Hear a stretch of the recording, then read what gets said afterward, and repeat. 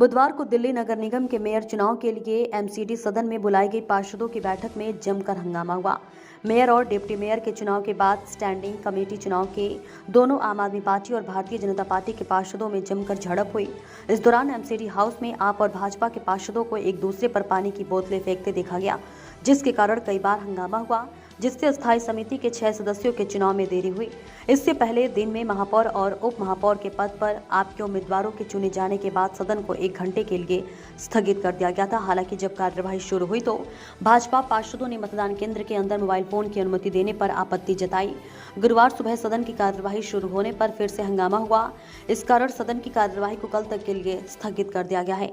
हंगामे पर मेयर शैली ओब्राय ने कहा कि बीजेपी के पार्षदों की वजह से स्टैंडिंग कमेटी का चुनाव नहीं हो पाया, बार बार सदन स्थगित करना पड़ा। उन्होंने बीजेपी पार्षदों द्वारा तोड़फोड़ के और बैलेट बॉक्स को कब्जे में लेने का आरोप लगाया। उन्होंने कहा कि बीजेपी के पार्षदों की वजह से आज एक बार फिर वही हुआ जो बुधवार शाम से लेकर रात तक हुआ।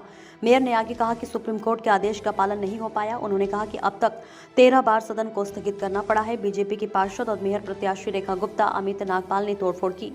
मेयर शैली ओब्राय ने कहा कि सीसीटीवी चेक कर जिनसे जो क्षति पहुंचाई है उससे वही भरपाई की जाएगी। तोड़फोड़ करने वालों पर एक्शन होगा। इसके बाद रात भर हंगामे का दौर चलता रहा। हंगामे के कारण कई बार सदन को स्थगित करना पड़ा, लेकिन दोनों दल चुनाव कराने पर अड़े रहे। ऐसे में दोनों दलों के पार्षदों ने पूरी रात सदन में ही गुजारी।